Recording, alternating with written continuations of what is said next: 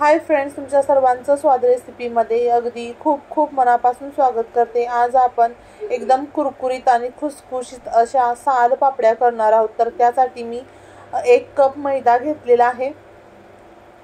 त्यामध्ये अगदी अर्धा चमचाभर जिरं घालायचं, चवीपुरतं मीठ घालायचं आणि आता हे जे एक बॅटर आपल्याला तयार करून घ्यायचंय। तर आधी मी 1 कप पाणी वापरते आणि त्यानंतर अर्धा कप म्हणजे टोटल 1.5 कप पाणी। 1 कप मैदा असेल तर 1.5 कप पाणी सफिशियंट होतं, पुरतं। व्यवस्थित बॅटर तयार होतो, त्याचा थिकनेस जसा आपल्याला हवा आहे तसा होतो। आता मी ही फार कमी क्वांटिटीमध्ये सालपापड्या करत आहे, कारण आमच्या इथं सुकवायचा खूप मोठा इश्यू आहे। अपार्टमेंटमध्ये बऱ्याच वेळेला जागा नसतो, तर तुम्ही ही जास्त क्वांटिटीमध्ये करणार असाल तर असंच मेजरमेंट ठेवायचं आहे, 1.5 पाण्याचं। आता आपलं हे बॅटर तयार झालेलं आहे। आता आपण हे बॅटर तासभर किंवा 1.5 तास, अगदी तुम्ही सकाळी जर भिजत ठेवलं आणि 10-11 वाजता केलं तरी सुद्धा चालतंय। तर मी तास ते 1.5 तास हे बॅटर असंच बाजूला ठेवून देणार आहे।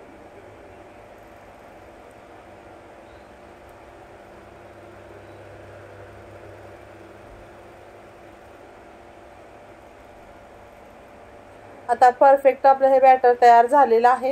1.5 तासानंतर आता हे सर्व व्यवस्थित बॅटर मी मिक्स करून घेते।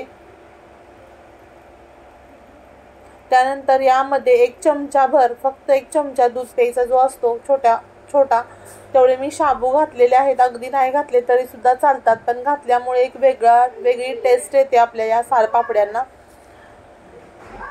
आता आपण महत्त्वाची प्रोसेस म्हणजे इथं मी पाणी गरम करायला ठेवलं आहे आणि अशा टाईपच्या प्लेट्स घ्यायचे आहेत आणि एक अर्धी चमचा आपण यामध्ये हे बॅटर घालायचं आणि सर्व प्लेटवरती व्यवस्थित पातळ असं पसरवून घ्यायचं। अगदी सर्व बाजूला हे पसरलं पाहिजे, तुम्ही स्क्रीनवर बघताय त्या पद्धतीने। आणखी एक प्लेट करून दाखवते मी तुम्हाला। अगदी चमचाभर बॅटर घ्यायचे, तुम्हाला स्क्रीनवर अंदाज आलाच असेल।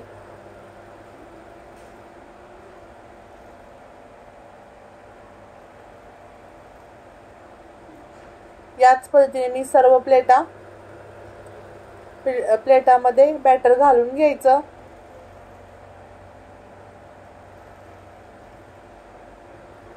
आता आपलं पाणी ही गरम झालेलं आहे, त्याच्यावरती प्लेट ठेवायची आणि त्याच्यावरती एक झाकण ठेवायचं आणि फक्त 1 मिनिटभर आपल्याला ही सालपापडी शिजवून घ्यायची आणि त्याची प्लेटची बाजू आपण पलटी करून 1-2 सेकंदभर आपण हे असंच ठेवून देणार आहोत, शिजवून देणार आहोत।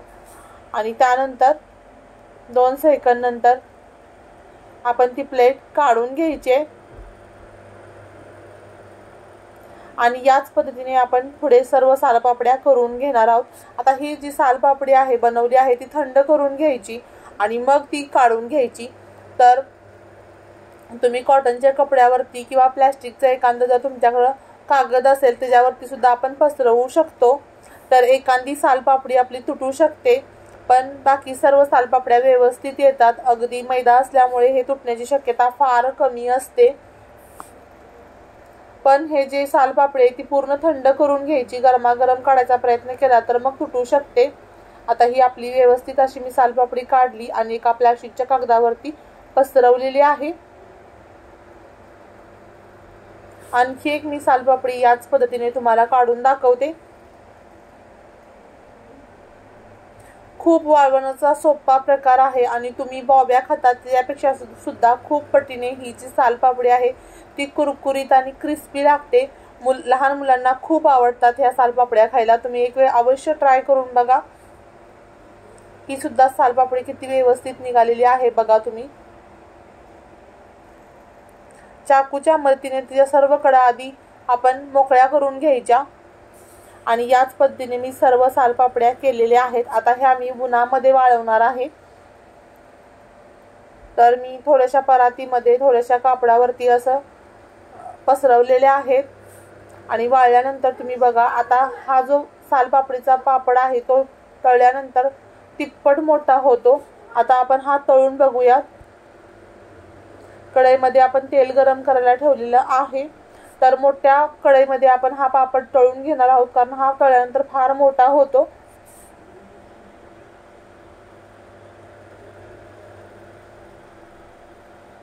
आणि तेल सुद्धा याला फार कमी लागतं. आणि ही आपली अगदी कमी